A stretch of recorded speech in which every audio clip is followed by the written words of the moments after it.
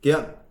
안녕하세요. 제 3의 돈입니다. 오늘 여러분들과 함께 들여다볼 주제는 바로 AI가 인간의 일을 전부 대체한다면 우리는 일을 안 해도 될 것인가에 관한 이야기입니다. 결론부터 말씀드리면 기술의 발전과는 관계없이 인류는 영원히 일해야 될 것입니다. 모든 인간이 일을 하지 않고 행복하게 살아가는 시대는 인류가 멸망하기 전까지 절대로 오지 않습니다. 이유가 궁금하시다면 일단 영상을 끝까지 시청해 주시기 바랍니다. 우선 이 문제에 대해 심도 있게 다뤄보기 전에 우리는 한 가지 질문을 해봐야 합니다. 그건 바로 인간의 행복이란 도대체 어디에서 오는가인데요. 자, 지금부터 제가 여러분들께 두 가지 상황을 던드리겠습니다. 첫 번째는 남들이 운동장에서 기합받으면서 힘들게 땀 뻘뻘 흘리고 있을 때 혼자 실내에서 무릎 꿇는 벌을 받는 것이고, 두 번째는 남들이 자유시간 만끽하며 다 놀고 있을 때 혼자 남아 그들의 짐을 지키는 것입니다. 여러분은 어디에서 더 큰 불행을 느끼실 것 같은가요? 제가 장담하는데 여러분은 첫째의 경우에서 행복해하고 둘째의 경우에서 짜증을 낼 것입니다.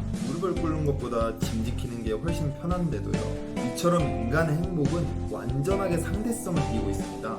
이걸 먼저 이해한 다음에 이 세상이 돌아가는 시스템을 다시 들여다봐야 합니다. 여러분은 일을 왜 하나요? 돈을 많이 벌고 싶어서? 돈은 왜 많이 벌고 싶은 건데요? 더 많이 번다는 기준이 뭐죠? 내 자식 배불리 먹이고 따뜻한 곳에서 자면 많이 버는 건가요? 그럼 히터도 없던 조선시대 귀족들은 다 가난했다는 결론이 나옵니다. 우리가 돈을 벌려는 이유는 결국 남들보다 더 벌고 싶기 때문입니다.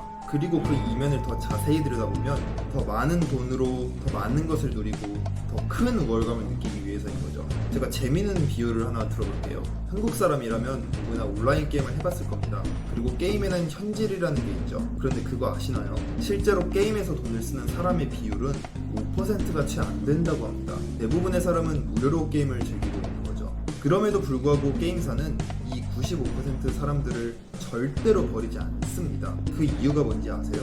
그 95%가 나머지 5%로 하여금 현질을 하는 동기로서 작용하기 때문이죠. 게임 아이템이라 해봤자 한낱 그래픽 조각에 불과합니다. 그럼에도 그들이 그걸 찻값보다 더 비싸게 사는 이유는 순전히 우월감을 느끼기 위해서죠.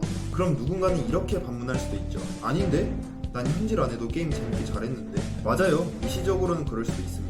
마치 주사위가 나올 확률이 50%라고 해서 매번 앞뒤가 같은 비율로 나오는 건 아니니까요. 하지만 거시적으로 이 문제를 바라보면 우리는 분명 남들보다 더 높은 위치로 가기 위해 경쟁하고 있다는 걸 알 수가 있습니다. 그 과정에서 내 옆에 있는 지인들과는 손을 잡을 뿐이죠.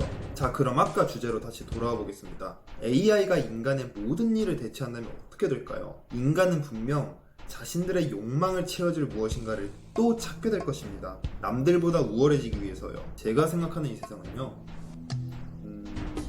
행복의 제로섬 게임 같아요. 내가 행복해지면 반드시 다른 누군가는 불행해질 수밖에 없어요. 비록 그게 바로 내 옆에 있는 지인은 아닐지라도 특정 사람 5만 명이 행복해지면 다른 5만 명은 반드시 불행해집니다. 이건 그 5만 명이 행복해졌기 때문에 다른 5만 명이 불행해졌다 와 같은 인과관계가 아니에요. 다른 사람이 불행하기에 내가 행복할 수 있는 겁니다. 행복과 불행은 항상 동시에 나타나니까요. 즉, 우리는 사실 자본을 가지고 경쟁하고 있는 게 아닙니다. 권력을 가지고 경쟁하는 것도 아니에요. 행복이라는 총체를 두고 서로 싸우고 있는 겁니다. 제 말이 굉장히 염세적이고 비관적으로 들리겠지만 이 이치는 인류가 탄생한 이후로 단 한 번도 흔들린 적이 없습니다. 요즘 툭하면 586 세대와 2030 세대가 다투는 걸 볼 수 있죠. 서로 누가 더 힘든 시대에 살아왔냐로요. 하지만 이건 어차피 영원히 결론 내릴 수 없습니다. 그들은 각자의 시대에서 행복의 제로섬 게임을 해왔기 때문이죠. 평화로운 세상에서 취업도 못하고 백수로 사는 사람보다 전쟁 속에서 남들 다 죽어갈 때 한 자리 꿰찬 사람이 훨씬 더 행복한 겁니다. 그럼 만약 어떤 기업이 매트리스와 같은 가상세계를 만드는 데 성공했다고 해보죠. 모든 걸 내 상상대로 조종할 수 있습니다. 그럼 어떻게 될 것 같나요? 이런 식으로는 좀 가능할 것 같나요? 아니요, 절대로 안 됩니다. 아까 게임 비유로 따지면 내가 힘들게 현질에서 랭킹 1위 찍었는데 갑자기 모든 다른 유저들에게 서버를 하나씩 열어준다고 하는 거예요. 그 속에서 마음껏 놀라고요. 그럼 그 과금 유저는 어떻게 될까요? 운영자를 협박하게 될 것이고 운영자도 이들의 눈치를 볼 수밖에 없겠죠. 근데 제일 무서운 게 뭔지 알아요? 현실 세계에서는 이들이 곧 운영자라는 겁니다. 세상의 규칙을 만들어내는 자들과 행복의 정점에 있는 사람들이 분리되어 있지 않아요. 그들이 직접 게임의 룰을 만듭니다. 무슨 소린지 아시겠나요? 너무 과장된 소리 아니냐고요? 기업이 신기술로 저런 걸 구현해냈는데 이 사람들이 과연 그걸 함부로 막을 수 있겠냐고요? 이미 그러고 있잖아요. 바로 약이죠. 만약 약을 통제 안 하고 그대로 값싸게 유통시켰다면 어떻게 됐을까요? 대부분의 사람들은 약에 쩔어 다른 사람들을 부러워할 틈도 없었을 겁니다. 윗사람들은 다른 사람들이 바라봐주지도 않고 내 말에 관심도 없는데 힘들게 그 자리에 있을 필요도 없죠.